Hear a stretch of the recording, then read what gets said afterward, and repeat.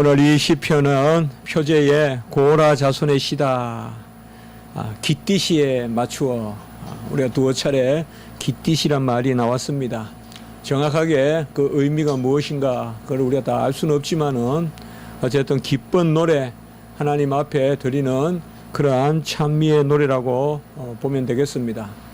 고라 자손의 시라고 해서 그저 고라 자손의 시라고 볼 수도 있겠지만은 대체로 다윗이 이 시편의 저자이고, 또 특별히 이 시편은 다윗이 성전을 향하여서 마음껏 올라가서 예배를 드릴 수 있는 그런 상황에서 기록되었다기보다는 성전에 올라갈 수 없는 상황, 혹은 성전의 어떤 궤를, 법궤를 제대로 모시기 전의 상황, 그렇게 대체로 생각하고, 압살롬에게 쫓겨 이제 갈 때 참 눈물을 흘리며, 사실상 다윗이 복된 삶을 살았다, 우리는 다 그렇게 생각하고 다윗과 같이 살기를 원하지만은 자식에게 참 자식의 칼을 피해서 도망을 가야 되는, 어떻게 그것이 하나의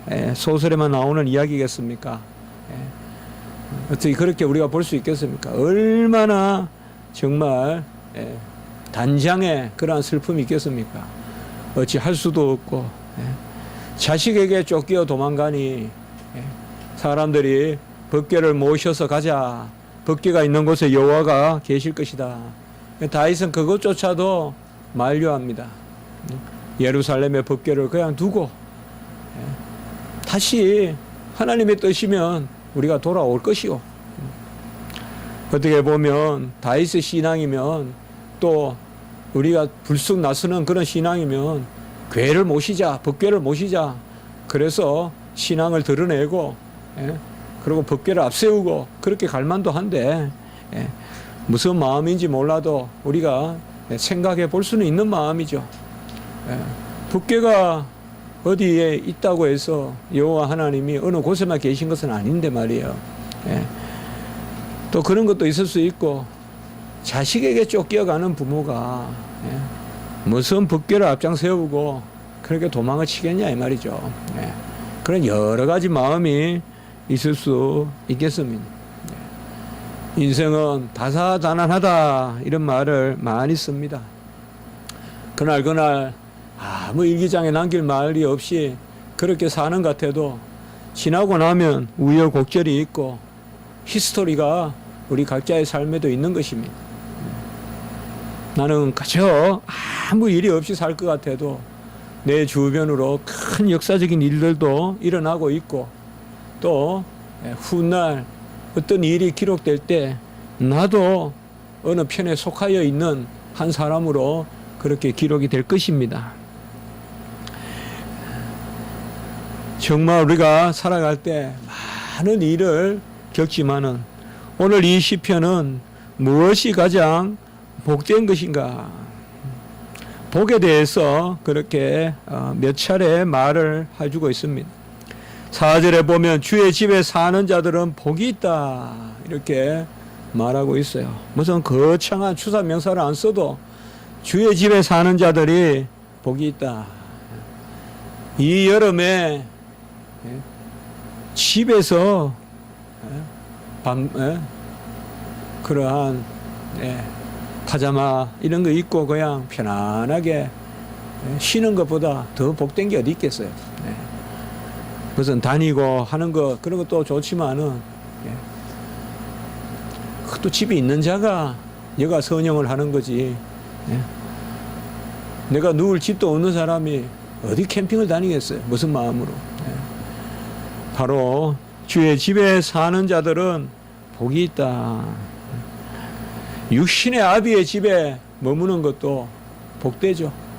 때가 되면 먹을 것으로 또 부르고, 또 때가 되면 돌봐주시고, 차게 자고 있는지 덥게 자고 있는지, 바람은 알맞게 들어오는지 너무 답답하지 않은지 다 부모가 돌봐주시는. 5절에 보면 주께 힘을 얻고 그 마음에 시온의 대로가 있는 자는 복이 있나니. 여기에 힘과 지혜를 이야기하고 있습니다. 주께 힘을 얻고, 시온의 대로라는 말은 큰 길이다, 대로니까 그렇게 볼 수가 있는데, 큰 길이 뭡니까? 바로 말씀의 길이죠. 그래서 시온의 대로라는 것은 무슨 시온의 무슨 대로 그렇게 생각할 것이 아니라 거침이 없는 여호와의 말씀. 그래서 주께 힘을 얻고 여호와의 말씀의 길을 가는 사람, 그 사람은 복이 있다. 또 복에 대해서 이렇게 말씀해주고 계십니다. 6절에 보면 눈물 골짜기를 지나갈 때에도 맑은 샘이 있을 것이고 이른 비가 복을 채워준다. 눈물 골짜기는 고유 명사일 수도 있고 은유의 표일 수는 있습니다. 어떻게 읽든지 문제는 없습니다. 그러나 그렇게 녹록한 상황은 아닌 것이죠. 어려운 인생사를 갈 때 하나님이 샘을 터쳐주시고 그리고 이른 비를 내려주셔서 복을 채워주신다. 이렇게 말씀하고 있습니다. 눈물 골짜기 굳이 말하지 않아도, 굳이 떼쓰지 않아도 인생은 다 눈물 골짜기가 있습니다. 부모로 울 때도 있을 것이요, 자식으로 울 때도 있을 것이요, 내 자신으로 울 때도 있을 것이요, 간혹은 교회로 울 때도 있을 것이요, 또 어떤 지사들은 국가를 위해서 울 때도 있을 것이요. 인생에서 이 눈물을 뺀다면 무슨 묘미가 있을까요? 눈물은 가장 진한 것이지만은 또 가장 투명한 것이죠. 눈물이 있기 때문에 우리가 해소가 되는 것이거든요. 가장 투명하지만은 가장 진한 것이 바로 눈물인데, 이러한 눈물 골짜기를 갈 때도 여호와께서 샘을 내신다. 우리야 뭐 샘이 넘치는 게 샘이고, 또 요새야 냉장고를 열면 가려서 먹는 게 음료수지만은 이 이스라엘과 또 광야의 삶은 이 물이 얼마나 귀합니까? 물이 귀하죠. 물을 찾아다니는 삶이죠. 어떻게 보면 물을 찾아서, 이삭이 물을 찾아서 옮겨가 다니듯이 바로 물을 찾아서 가는 게 이 이스라엘의 그러한 삶이라고 봤을 때 바로 샘이 있고, 맑은 샘이 있고, 그리고 이른 비가 복을 채워주는, 이것은 바로 하나님이 주시는 그런 복이죠. 그래서 4절에 주의 집에 사는 자들이 복이 있고, 5절에는 주께 힘을 얻어 주의 말씀대로 행하는 자, 혹은 그 말씀을 새기는 자가 복이 있고, 이런 자들에게는 샘과 같이 바로 생수가 흘러나고, 또 이른 비와 같이 내리고 슬픈 눈물이 있을지라도, 그리고 가장 복된 것을 바로 12절에 보면 주께 의지하는 자는 복이 있나니라고 이렇게 말씀하고 있습니다. 어떻게 보면 8복이 있고 요한계시록에는 또 7복이 있는데, 주 안에서 죽는 자가, 이후로 주 안에서 죽는 자가 복되다. 뭐 요한계시록에 여러 복이 많지만은 바로 우리가 종말론적인 그러한 계시록의 가르침을 생각했을 때는 이후로 주 안에서 죽는 자가 복이 있다. 그게 계시록의 7복이라고도 해요. 복되도다 하는 게 7번 나오거든요.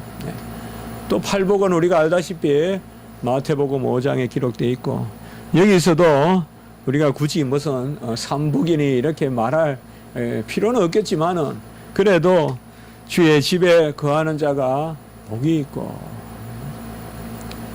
저는 요새 우리 집에 있으면 그렇게 바람이 잘 불어요. 최소한 하나님이 저에게 한 가지 소망은 들어주신 것 같아요. 우리 집은 전혀 시골집도 아니고, 또 제가 그리워하는 그러한 텐마루의 집도 아니지만은, 바람은 제가 그리워하는 바람이 시골 바람 같아요. 우리 그 집에서 보면요.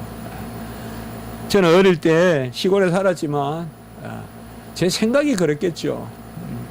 어떤 고즈넉한 그러한 한가한 그런 한촌에 산 게 아니라 일종의 북적북적거리는 시장이 있고 또 행정기관이 있는 그러한 그 마을에 살았어요. 그렇기 때문에 우리 집도 자연히 그래서 어떤 이 산들바람이라든지 뭐 산바람 들바람 어릴 때 뭐 책에는 많이 나와도 시골에 살았어도 전혀 그런 것을 느끼지 못했어요.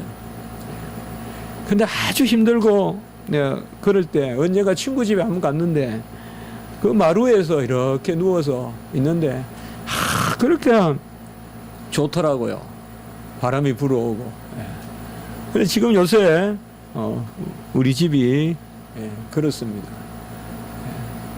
천상배 시인이 어찌 나 같은 사람에게 이런 복을 주십니까 하면서 아내도 있고 또 우리하고 복의 추구가 다르지만은 그렇게 이야기하는데 저도 꼭 그런 시인의 마음이 있어요. 저에게 어찌 이렇게 좋은 집을 주셔서 그렇게 여러분 그 산바람 산들산들 산바람을 사실 이 주의 집에 거하는 것이 복되다. 사실 집에 거하는 게 복된 것이 모든 게 출발이에요.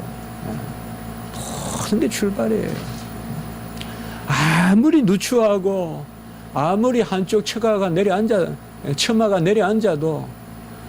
집이 있어야 사람은 중심이 있어요. 매일 돈가숙 서가식 하고 떠돌아다니는 그러한 불황자와 같은 삶을 사는 사람은 절대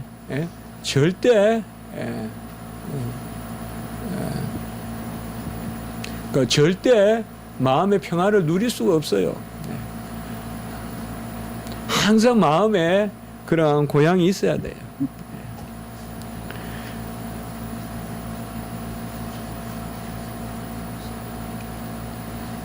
그래서 제가 그런 이야기 했던 기억이 나요. 원욱이하고 마리아 키울 때 우리는 최소한 아이들이 집에는 들어오고 싶은 곳이 되게 해주자. 집에 들어오고 싶은 곳이 되게 해주자. 어쨌든 결론은 집에 들어오고 싶은 곳이 되게 해주자. 그러한 이야기를 했던 기억이 납니다. 우리 교회 이제 요새 미국도 가시고 또 영국도 가시고 우리 교회는 그게 참 좋은 것 같아요. 하지만 가기 전에 다 따라 버리겠어요. 하도 가는 이야기를 많이 해가지고. 그래도 이게 얼마나 복된 거예요, 여러분들. 이 마음을 자꾸 모아서 기도하고 준비하잖아요. 이게 얼마나 좋은 거예요. 하나님은 그저 이런 것들이 다 뜻 가운데 되는 거거든요. 또 우리가 기도하고 또 기도하고.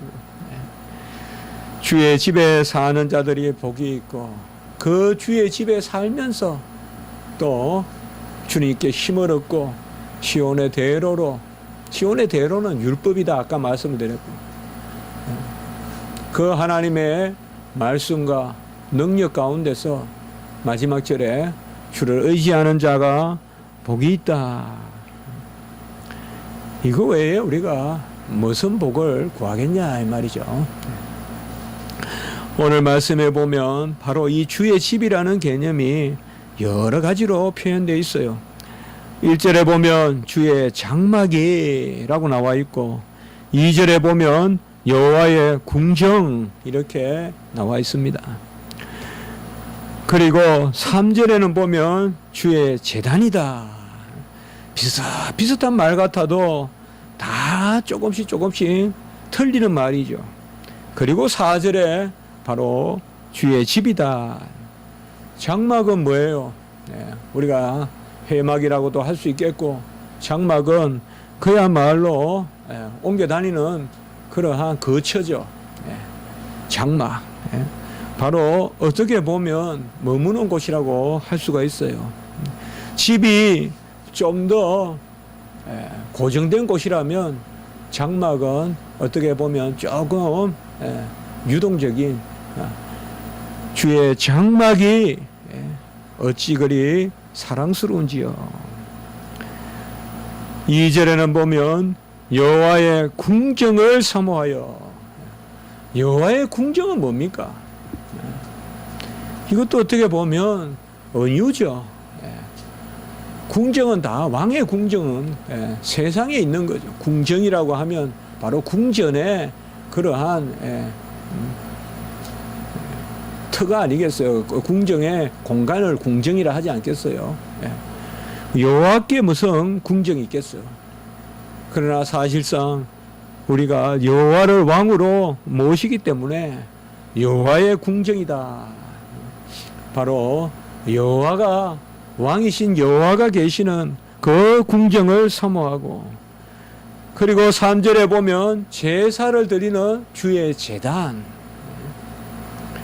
주의 제단에서 이 주의 제단이 바로 참새도 집어넣고 제비도 새끼둘 보금자리를 바로 얻었나이다 라고 이렇게 주의 제단을 표현하고 있고, 네 번째는 주의 집에 사는 자들이 복이 있다.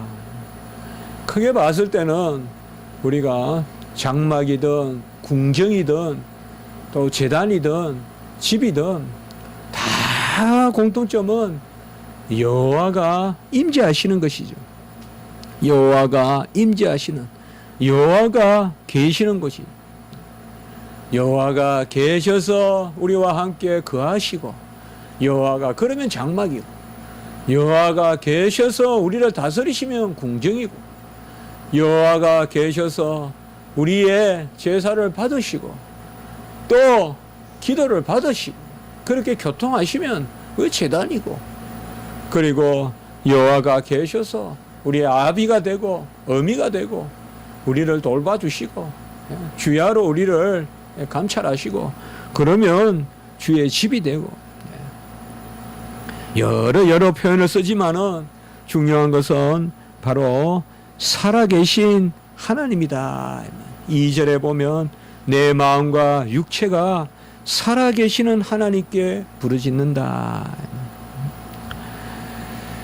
주의 장막을 섬겨서는 되겠습니까? 주의 장막이 어찌 그리 사랑스러운지요 라고 했지만 여호와가 사랑스러운 거죠. 주의 장막이 어떻게 사랑스럽겠어요? 이것은 베드로가 이곳이 좋사오니 장막을 지읍시다 그러한 마음과 같은 마음이죠. 이곳이 좋은 게 아니죠. 주님이 좋은 것이지. 궁정을 사모하여 우리가 세하면 되겠어요.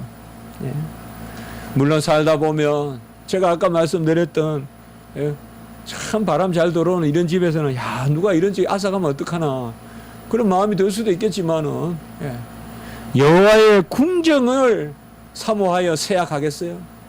궁정이 좋아가지고 아주 마를 정도로 사모하겠어요? 그곳에 계신 여호와를 사모한다는 말이겠죠. 여호와가 사랑스럽고 여호와를 사모하는 것이죠. 주의 제단도 참새가 제 집을 얻고 제비도 새끼들 보금자리인데 참새와 제비는 참 이 시니까 가장 미물이라고도 볼 수 있어요. 큰 독수리라 하지 않았어요. 가장 미물도 하나님의 제단에 거하고 또 달리 표현하면 가장 미물도 제물이 될 수 있다는 거예요. 제단에서. 그래 이게 시의 아름다운 표현인 거예요. 가장 미물도 그 주의 제단에서 거처를 잡을 수 있고 가장 미물도 여호와께서 받아주시는, 비둘기 방구도 받아주, 집비둘기 산비둘기 비둘기도 받아주시듯이 참새도 제비도 받아주시는, 가장 미물도 받아주시는 그 제단.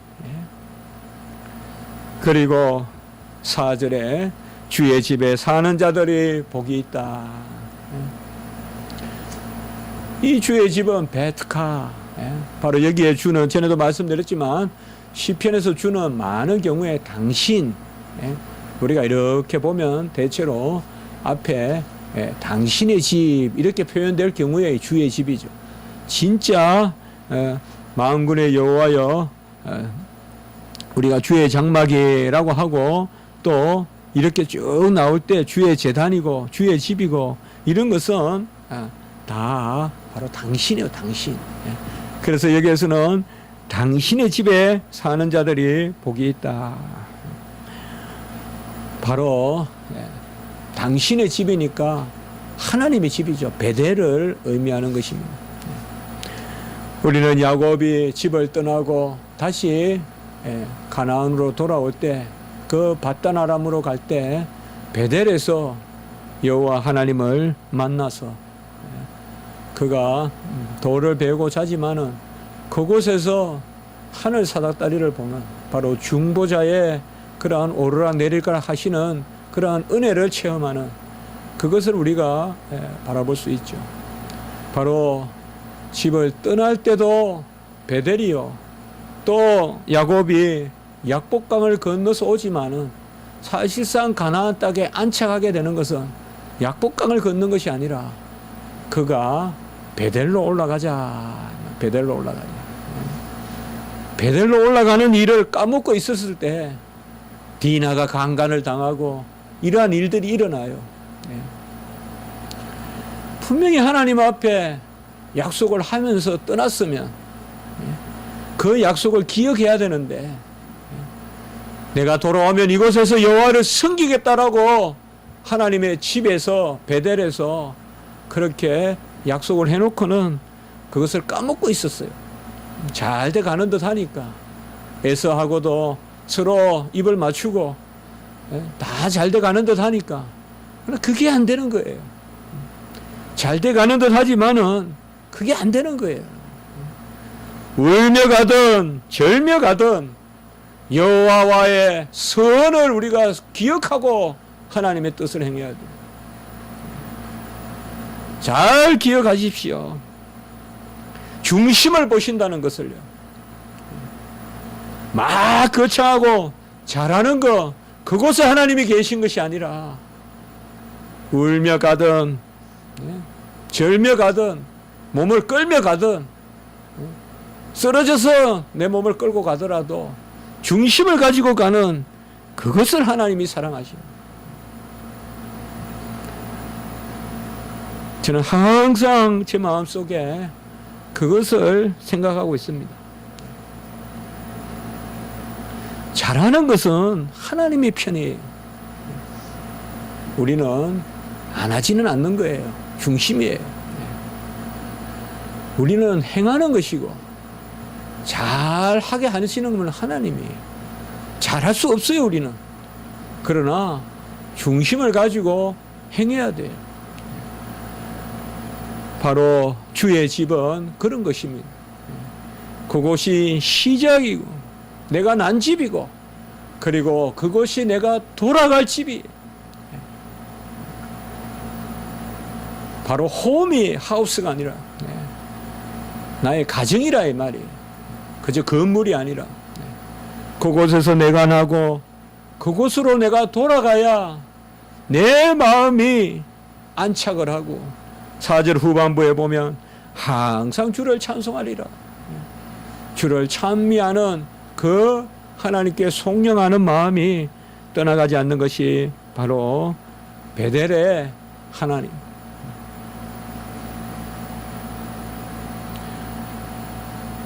우리는 이 주님의 집안에 거하는 것을 즐거워해야 돼요.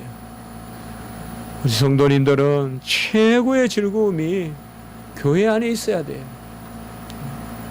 교회는 잠깐 스탑바이 하는 곳이고 세상에 나의 안착지가 있어서는 안 돼요. 세상에서 내 마음의 중심을 추를 내리고 그곳에서 평화를 찾으려고 하고 교회는 잠시 짬내서 오는 곳이 돼서는 안 된다 이 말이에요. 교회 안에서 모든 것을 해결해야 되고 교회 안에서 출발해야 되고 교회 안에서 마쳐야 됩니다. 여호와의 집에서 시작해야 돼요. 일주일의 시작은 여호와의 집에서 시작해야 돼. 세속의 집에서 시작하는 것이 아니라 여호와의 집에서 시작해야 되고, 일주일의 끝도 여호와의 집에서 마치는 거죠. 항상 우리는 여호와의 집이 즐거워야 돼. 그저 앉아 있어도 즐겁고, 그저 앉아 있으면 하나님이 내 옆에 계시고, 하나님이 쭉 내 마음에 계시고, 바로 즐거워야 됩니다. 오늘 시편 기자는 바로 주의 장막, 여호와의 궁정, 주의 제단, 그리고 주의 집, 이렇게 표현은 조금씩 다르지만은 어떻게 보면 여호와가 이 땅에서 자기 자신의 거처를 정하시고 임재하시는 그 곳에 거하는 자의 복에 대해서 그렇게 말씀하고 있습니다. 이러한 주의 집에 거하고 주님과 동행하면서 찬송하는 자, 그 찬미에 바로 근원이 뭐냐? 바로 5절입니다. 주님께 힘을 얻고 마음에 시온의 대로가 있는 자다. 이 말씀은 상당히 우리가 자주 인용하고 상당히 중요한 말씀입니다. 같이 합니다. 주께 힘을 얻고 그 마음에 시온의 대로가 있는 자. 주께 힘을 얻는다는 말은 바로 주께서 내 안에 사신다. 주가 나의 생명이시고 주가 나의 능력이시다. 주께 힘을 얻고, 그리고 그 마음에 시온의 대로가 있어야 됩니다. 열심히 뛰는데 헛뛰어요. 헛걸음질해요. 열심히 뛰는데 겉뛰어요. 발이 땅에 닿질 않는다 이 말이에요. 아무리 뛰어도 나감이 없어요. 아무리 뛰어도 그냥 허공으로 뛰고 있어요. 헛뛰어도 안 되고 겉뛰어도 안 되고. 우리는 제대로 지상을 밟으면서 제대로 뛰어가야 되거든요. 악몽이 뭐예요? 헛뛰고 겉뛰는 게 악몽 아니에요. 아무리 뛰어도 100m까지 못 가는 거, 그게 악몽이잖아요. 그러다가 땀을 흘리면서 눈을 뜨잖아요. 그게 악몽이거든요. 그러면 다리 위에 책이 얹혀 있다거나 뭐 그래가지고 그게 꿈이잖아요. 인생에 악몽이 있다면 바로 그거예요. 뭔가 아무것도 안 되는 것 같아도 여호와 하나님이 조금 움직이면 나아감이 있고, 여호와 하나님이 조금 힘을 써도 이 진행이 돼야 되거든요. 탕자가 뭐 그렇게 나쁜 일만 했겠어요? 그럴 수도 있다고 생각할 수 있지만 너무 나쁘게만 볼 필요 없어요. 그렇게 나쁜 일이라면 아버지가 나가라 했을까요? 재산까지 주면서. 탕자도 나름대로 사업도 계획해보고 나름대로 세상 가서 한번 잘 살아보려고도 했겠죠. 그러니 부모가 재산도 떼어주겠죠. 아니면 부모도 무책임한 부모가 되죠. 그러나 탕자는 선 여자의 유혹에 넘어갔고 향락에 젖었고, 그런 수사적인 표현을 우리가 다 생각할 필요도 없어요. 탕자는 한마디로 뭐예요? 힘을 들여 뛰도 시온의 대로가 아니니까 남는 게 없는 게 바로 탕자의 삶이에요. 힘을 가지고 아무리 뛰어도 남는 게 없어요. 하나님 안에 거하면서 우리가 조금만 움직여도요, 하나님이 팍팍 열매를 맺게 해주세요. 어떤 지혜의 열매, 지식의 열매, 경건의 열매, 희락의 열매 맺게 해주세요. 주께 힘을 얻고 말씀으로 율법으로 길을 가야 돼요. 여기에서 대로는 어떻게 보면 좁은 길이에요. 좁은 길이 대로라 이 말이에요. 우리는 넓은 길이 대로가 아니라 좁은 길이 대로란 말이에요. 가장 육적으로 보면 좁은 길이